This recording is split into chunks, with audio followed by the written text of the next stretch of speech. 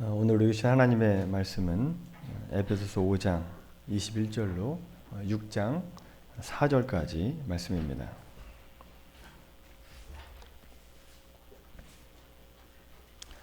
제가 받들어 봉독하겠습니다. 그리스도를 경외함으로 피차 복종하라. 아내들이여 자기 남편에게 복종하기를 죽게 하듯 하라. 이는 남편이 아내의 머리됨이 그리스도께서 교회의 머리됨과 같음이니 그가 바로 몸의 구주시니라. 그러므로 교회가 그리스도에게 하듯 아내들도 범사에 자기 남편에게 복종할지니라. 남편들아 아내 사랑하기를 그리스도께서 교회를 사랑하시고 그 교회를 위하여 자신을 주심같이 하라. 이는 곧 물로 씻어 말씀으로 깨끗하게 하사 거룩하게 하시고 자기 앞에 영광스러운 교회로 세우사 티나 주름 잡힌 것이나 이런 것들이 없이 거룩하고 흠이 없게 하려 하심이라.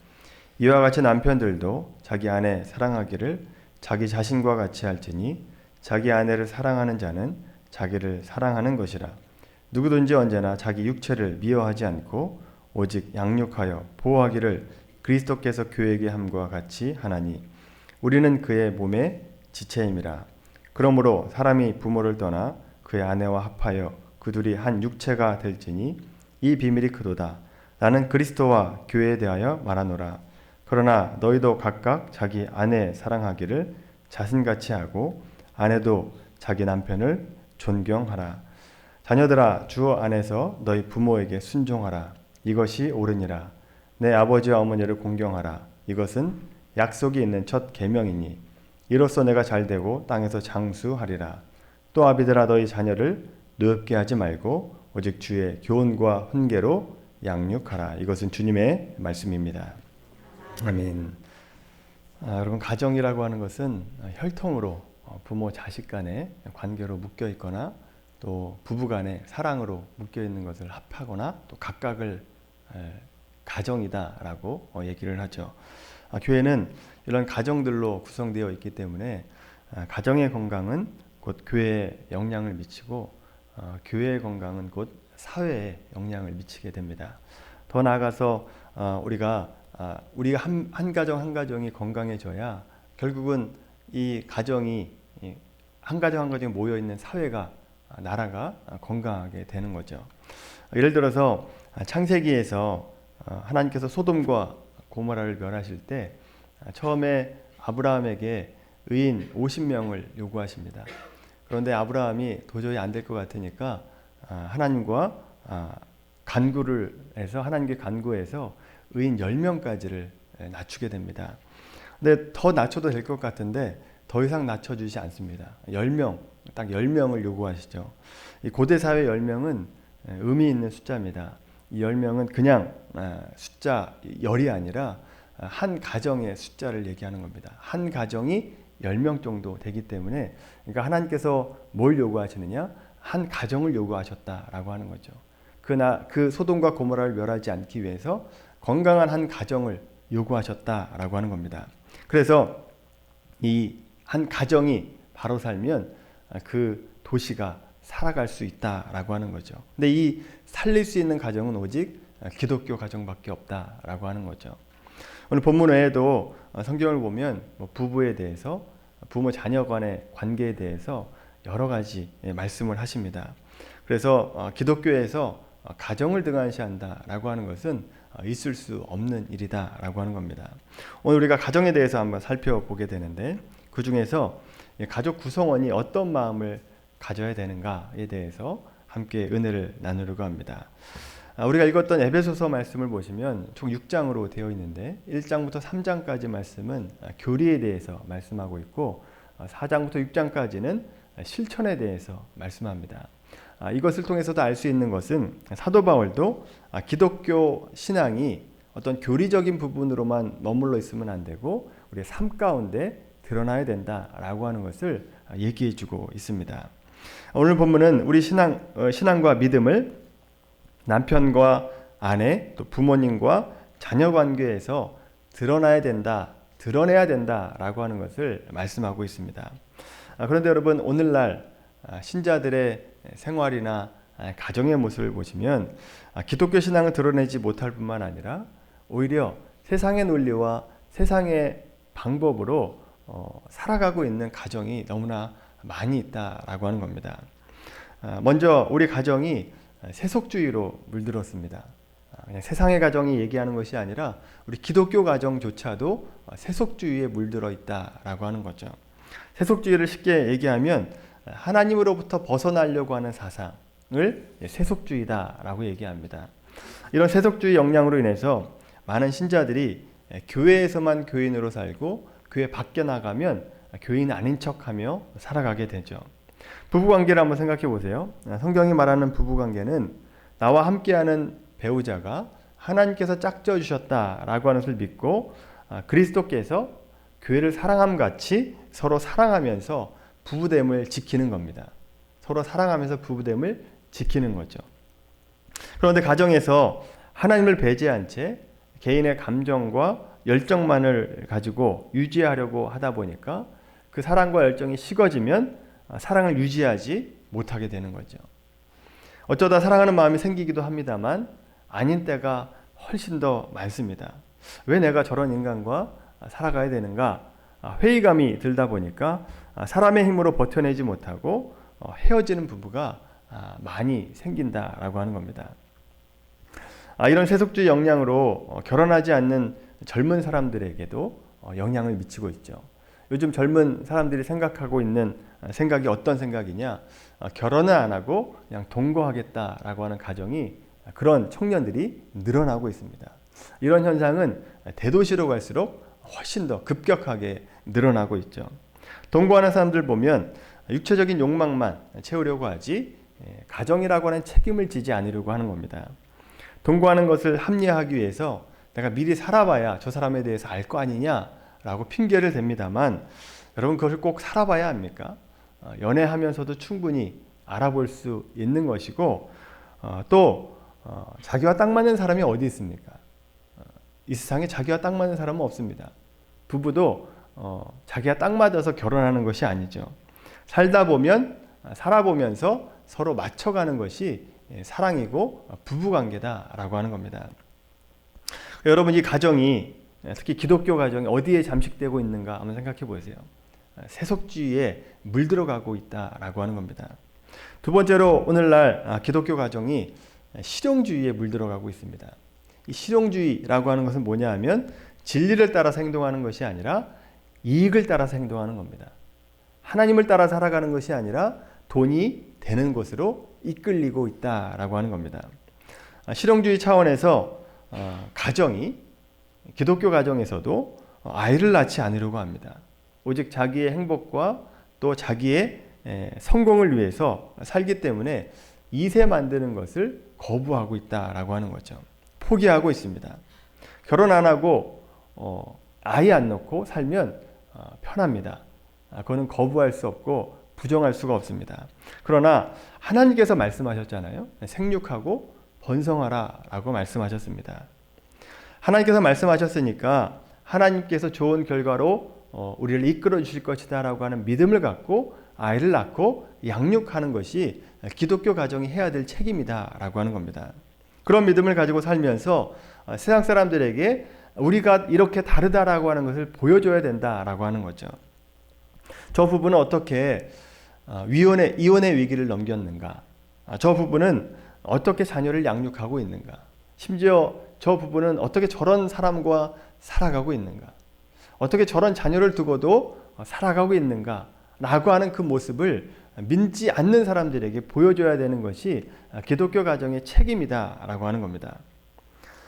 핸드백 사달라는 대로 다 사주고 이벤트 해주는 대로 다 해주면서 우리의 사랑을 억지로 끌고 가는 것이 아니라 하나님께서 우리의 가정의 근거가 되시고 하나님 말씀이 근거가 되어서 우리의 가정을 끌고 가야 되는 것이 우리의 가정이 해야 될 일이다 라고 하는 것입니다. 이제 여러분 오늘 본문을 한번 보세요. 오늘 본문을 보시면 오늘날 믿는 가정들이 세속성과 실용주의로 물들어갈 때 우리의 가정을 지킬 수 있는 가장 핵심적인 사항이 뭔가라고 하는 것에 대해서 말씀해 주십니다. 오늘 본문에 읽지는 않았지만 5장 1절부터 2절까지 말씀 한번 볼까요? 에베소 5장 1절부터 2절까지 말씀 같이 한번 읽겠습니다. 시작.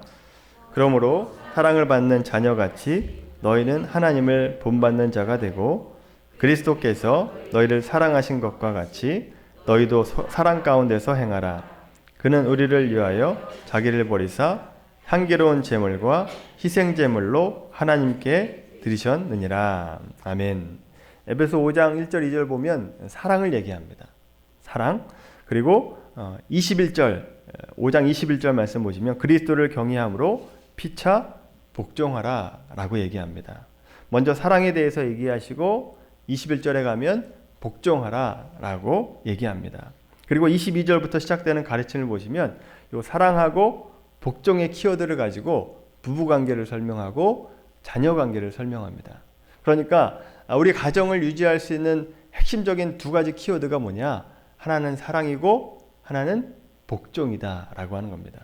세속주의에 물들지 않고 또 이 세상에 물들지 않기 위해서는 두 가지를 지켜야 되는데 하나는 사랑이고 복종이다 라고 얘기하고 있는 겁니다. 그래서 우리 부모 관계나 부모와 자식 간의 관계를 설명할 때 우리가 염두에 둘 점은 뭐냐? 이 사랑과 복종이다 라고 하는 겁니다. 여러분 우리가 이 사랑과 복종을 얘기할 때 하나 기억해야 될 것이 있어요. 상대방이 내가 사랑할 만한 대상인가? 상대방이 복종할 만한 사람인가에 대해서는 얘기하지 않아요. 상대방에 대해서는 얘기하지 않고 오직 그리스도인은 사랑해야 되고 복종해야 된다라고만 얘기하고 있어요. 상대방이 누구냐를 얘기하지 않고 있다라고 하는 거죠. 그래서 내가 할 만큼 사랑했고 내가 복종할 만큼 복종했다로 끝나면 안 됩니다. 그 정도는 믿지 않는 사람들도 그 정도는 해요. 그럼 어느 정도까지 사랑하고 복종해야 되는가? 상대방이 저 사람이 정말 나를 사랑하고 있구나. 저 사람이 정말 나에게 복종하고 있구나 라고 하는 마음이 들 때까지 사랑해야 되고 복종해야 된다라고 하는 거죠. 그래서 어렵습니다. 상대방이 받아들일 때 사랑하고 있구나 복종하고 있구나 라고 하는 마음이 들 때까지 해야 되기 때문에 어렵다라고 하는 거죠. 자, 그럼 먼저 부부간의 관계 속에서 사랑과 복종에 대해서 한번 보겠습니다. 22절 23절 말씀 한번 보세요. 한번 읽어볼까요? 시작. 아내들이여 자기 남편에게 복종하기를 주께 하듯 하라. 이는 남편이 아내의 머리됨이 그리스도께서 교회의 머리됨과 같음이니 그가 바로 몸의 구주시니라. 아멘. 자, 성경에 부부됨에 대한 묘사를 할 때 아내가 교회가 되고 남편은 교회의 머리인 주님이 된다. 예수님이 된다라고 비유하고 있습니다. 자, 교회를 있게 하신 분이 예수님이기 때문에 교회는 마땅히 예수님께 복종해야 되는 거죠. 자, 이렇게 설명하는 것은 굉장한 신비입니다. 예수님은 하나님과 동등되신 분이기 때문에 홀로 지존하신 분이고 완벽하신 분입니다. 다른 도움이 필요 없는 분이시다라고 하는 거죠. 그런데 그 완벽하신 그 예수님께서 스스로를 제한하시는데 어떻게 제한하시느냐? 교회 없이는 자신이 존재하지 않는 것 같이 스스로를 제한하십니다. 교회 없이는 내가 존재하지 않겠다라고 선언하는 거예요. 교회와 내가 한 몸이다라고 얘기하기 때문에 나는 교회 없이 존재하지 않겠다라고 말씀하시고 있다라고 하는 거죠. 여러분 생각해 보세요. 모험 없이 머리만 둥둥 떠다니면 그게 건강한 사람입니까? 머리만 떠다닐 수 없잖아요. 예수님이 그렇게 하시겠다는 겁니다. 나는 머리만 떠다니지 않겠다. 교회와 함께 한 몸이 되어서 내가 온전한 몸이 되겠다라고 선언하시고 있다라고 하는 겁니다. 그래서 예수님이 교회의 머리 되신다라고 하는 것은 은혜입니다. 우리에겐 은혜고 우리가 다 이해할 수 없는 신비의 영역이죠. 자, 그래서 여기서 핵심은 뭐냐? 남편과 아내의 우열을 얘기하는 게 아닙니다. 남편이 높고 아내는 낮다. 그 얘기를 하고 있는 것이 아니라 남편과 아내는 한 몸으로 묶여 있다라고 하는 겁니다. 하나다라고 하는 거죠. 그리고 역할이 다르죠. 남편은 머리 역할을 하는 것이고 아내는 몸의 역할을 하는 겁니다. 자, 그렇다 보니까 몸은 누구의 말을 들어야 됩니까? 머리의 말을 들어야죠. 그런 차원에서 아내는 남편에게 복종해라 라고 말씀하고 있는 겁니다. 몸은 머리가 명령한 대로 움직여야 되기 때문에 그렇습니다. 그렇지 않으면 뭔가 잘못된 거죠. 뭔가 몸에 이상이 있는 겁니다. 그런 의미에서 아내들은 남편에게 복종해야 됩니다. 자, 이제 남편에 관한 말씀 한번 볼까요? 28절부터 30절까지 말씀. 28절부터 30절까지 시작. 이와 같이 남편들도 자기 아내 사랑하기를 자기 자신과 같이 할지니 자기 아내를 사랑하는 자는 자기를 사랑하는 것이라. 누구든지 언제나 자기 육체를 미워하지 않고 오직 양육하여 보호하기를 그리스도께서 교회의 함과 같이 하나니 우리는 그 몸의 지체임이라. 아멘. 남편이 아내를 사랑하는 것도 한 몸의 개념으로 말씀하고 있죠. 남편이 아내를 사랑하는 것은 어쩔 수 없이 하라는 것이 아니라 한 몸이기 때문에, 남편이 머리고 아내는 몸이기 때문에 머리는 마땅히 몸을 보호해야 된다, 사랑해야 된다라고 말씀하고 있는 거죠. 자기 몸을 자기가 해야 하는 사람은 정상이 아닌 사람입니다. 그래서 마땅히 자기 몸을 보호해야 된다라고 하는 거죠. 자, 그런 의미에서 부부는 나눠질 수 없고 서로 순종하고 서로 사랑해야 되는 존재입니다. 자, 이 모습이 그리스도인이 보여줘야 될, 그리스도인 가정에 보여줘야 될 마땅한 모습이다라고 하는 거죠. 자, 남편 되신 여러분, 아내를 사랑하시고 아내 되신 여러분, 남편에게 복종하시길 바랍니다. 자, 이것이 하나님의 뜻이다라고 하는 거죠. 특별히 이 말씀 가지고 적용하실 때 상대방에게 적용하지 마시고 여러분에게 주신 말씀만 가지고 적용하시면 돼요. 내 아내는 복종하지 않습니다. 이런 식으로 생각할 필요 없이 자기 자신에게 준 말씀만 적용하시면 된다라고 하는 얘기입니다. 자, 이제 부모 자녀의 관계에서도 사랑과 복종의 키워드로 동일하게 말씀하시는데, 자녀는 누구에게 복종해야 돼요? 부모님께 마땅히 복종해야 됩니다. 그리고 부모는 자녀를 사랑해야죠. 근데 여러분, 여기 계신 앉아있는 분들 중에 인생 주기를 보자면 자녀된 분들보다는 부모님의 입장이 더 많기 때문에 오늘 말씀은 부모 입장에서 자녀를 어떻게 양육할 것인가에 대해서 한번 살펴보도록 하겠습니다. 먼저 1절부터 3절까지 한번 말씀 볼까요? 6장 1절부터 3절까지입니다. 같이 읽겠습니다. 시작. 자녀들아, 너희 부모에게 순종하라. 이것이 옳으니라. 내 아버지와 어머니를 공경하라. 이것은 약속 있는 첫 계명이니 이로써 내가 잘되고 땅에서 장수하리라. 아멘. 자녀들은 부모에게 순종하고 복종하는 것이 마땅하다라고 얘기합니다. 근데 여러분, 여러분의 자녀가 여러분에게 잘 순종합니까, 여러분? 물론 순종할 때도 있지만 순종 안 할 때가 더 많지 않습니까? 요즘 자녀들이 별로 부모님의 말씀에 대해서 별로 그렇게 순종하지 않고 살아가죠. 나는 예전에 안 그랬는데 요즘 아이들은 너무 막 나간다 라고 생각하시지 않습니까?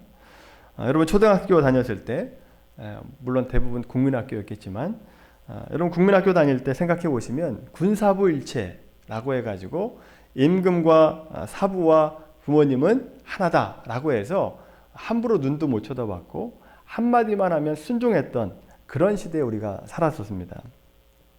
자, 그런데 그 권위가 오래 갑니까? 그 권위가 예전에 내가 그렇게 군사부일체와 같은 마음으로 부모님께 순종했는데 그 마음이 그리 오래 가지 않더라는 겁니다. 왜 그렇게 오래 가지 않은가 생각을 해보니까 그 권위를 잘못 사용했기 때문에 그렇다라고 하는 겁니다. 요즘에는 그 반항하는 시기가 점점 앞당겨졌죠. 요즘에는 뭐 초등학교 고학년이나 뭐 중학생만 돼도 이제 막 사춘기가 돼가지고 부모님께 반항을 합니다. 자, 이렇게 아이들이 삐뚤게 나가는 원인은 뭐냐? 사실은 그 원인이 부모님들의 교육에 있다라고 하는 겁니다. 부모님이 잘못 가르친 겁니다. 어른들이 아이들을 가르칠 때 뭐 사랑 없이 그냥 권위주의적으로만 가르쳤기 때문에 그 머리가 좀 커지고 내 생각을 하면서부터 부모님의 말씀을 안 듣는 거죠. 그럼 이 문제를 어떻게 해결할 것인가?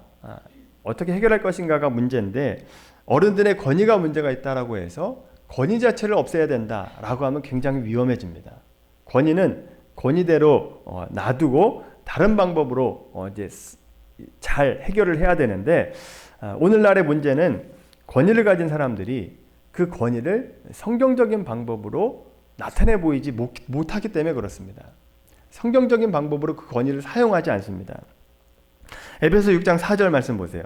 에베소 6장 4절 말씀. 또 아비들아, 너의 자녀들을 노엽게 하지 말고 오직 주의 교훈과 훈계로 양육하라 라고 얘기합니다. 자녀들을 양육할 때 가르칠 때 필요한 것이 뭐냐 하면 우리가 매를 들어야 될 때는 매를 들어야 됩니다만 매를 들을 때라도 예수님처럼 사랑의 마음과 인내의 마음을 가지고 성실함으로 매를 들어야 되는데 나의 욱하는 심정으로 내가 화가 나가지고 내 자존심 때문에 내가 답답해서 아이들을 때릴 때가 있다라고 하는 겁니다.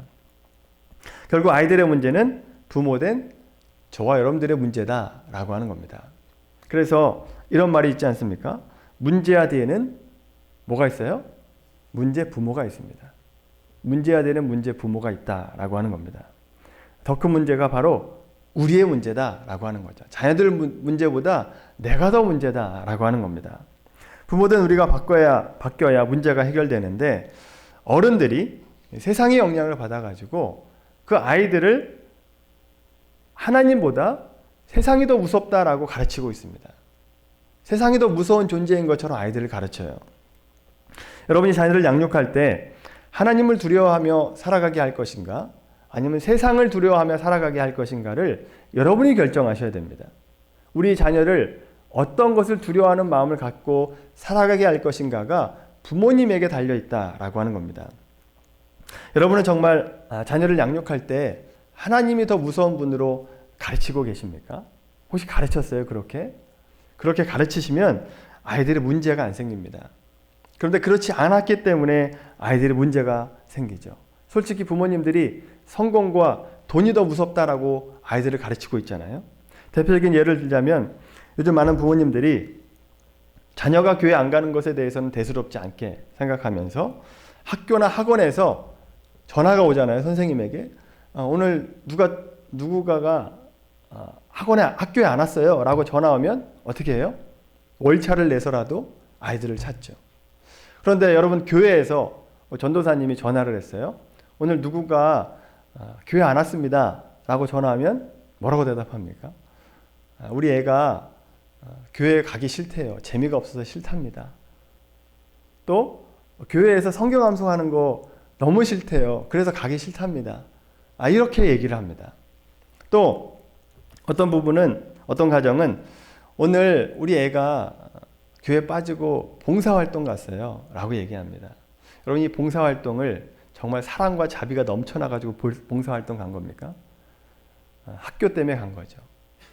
학교에 뭘 적어내야 되기 때문에 간 겁니다. 오늘날 우리는 하나님보다 세상이 더 무서운 것처럼 아이들을 가르치고 있어요. 세상이 훨씬 더 무섭고 영향력이 세다라고 가르치고 있습니다. 우리가 자녀에게 세상이 더 무섭다고 생각하면서 자녀를 키웠기 때문에 자녀들이 부모를 대접하지 않는 겁니다. 순종하지 않는 거죠. 자녀들로 하여금 하나님을 경외하라 라고 그 말씀을 가지고 가르쳐 보세요. 그러면 하나님을 경외할 뿐만 아니라 부모님에게도 잘합니다. 그렇게 될 줄로 믿습니다.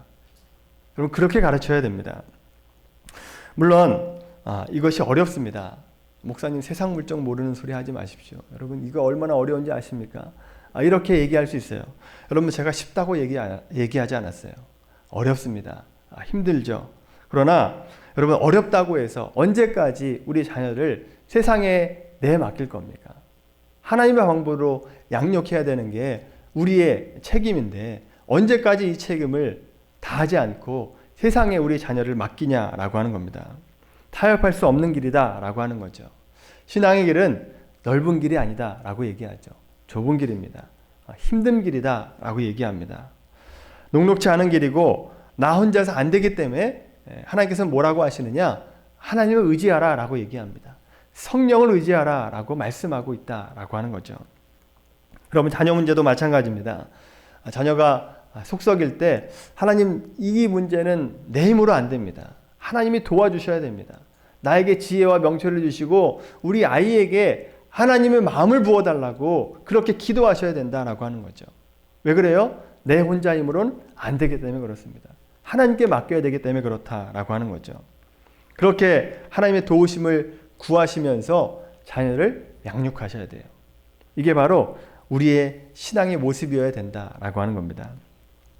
우리 힘으로 할 수 있는 신앙이 어디 있습니까? 우리 힘으로 안 되기 때문에 하나님께서는 우리 각 사람들에게 성령을 주신 겁니다. 성령을 통해서 살아가라고 성령을 우리에게 부어주셨다라고 하는 거죠. 여러분, 우리 자녀들을 더 이상 세상에 빼앗기지 않게 되길 바랍니다. 자녀의 마음을 세상의 타락한 원리에 맡기지 마십시오. 자녀들로 하여금 하나님을 경외하고 하나님을 두려워하는 마음을 갖고 살아갈 수 있도록 양육하셔야 된다라고 하는 거죠. 그래서 그것을 위해서 하나님께 기도하셔야 되고, 그 아이의 마음 가운데 가장 우선순위로 둬야 될 게 뭐냐? 예배에 빠지지 않게 되는 것, 그것을 강조하셔야 된다라고 하는 겁니다. 여러분, 오늘 우리가 가정에 대해서 한번 살펴봤습니다. 가정은 하나님께서 우리에게 주신 신앙의 훈련장입니다. 가장 좋은 훈련장이 가정이고 또 하나는 교회입니다. 이 둘 가운데서 우리가 신앙의 훈련을 해야 되는데, 오늘 우리가 가정에 대해서 살펴봤잖아요. 가정에서 두 가지, 사랑과 복종을 훈련하셔야 됩니다. 사랑과 복종을 훈련해야, 그렇게 돼야만 하나님께서 원하시는 아름다운 가정을 만들 수 있어요. 두 가지 뭐라 그랬죠? 하나는 사랑이고 하나는 복종입니다. 이 두 가지를 실천하셔야 그 가정이 하나님께서 다스리는 가정이 됩니다. 여러분, 말씀드렸듯이 이 가정이 살아나야 어디가 살아납니까? 교회가 살아나요. 또 교회가 살아나야 어디가 살아납니까? 사회가 살아납니다. 요즘 사회 문제가 왜 이렇게 큰 문제가 됐느냐? 가정이 죽어나가고 있기 때문에 그렇습니다. 건강한 가정이 점점 사라지고 있어요. 가정이 건강하면 건강한 사회가 되는데, 이것을 세상 사람들은 모른다라고 하는 겁니다. 원인을 모르기 때문에, 제대로 진단하지 않았기 때문에 제대로 해결책을 못 내놓는다라고 하는 거죠.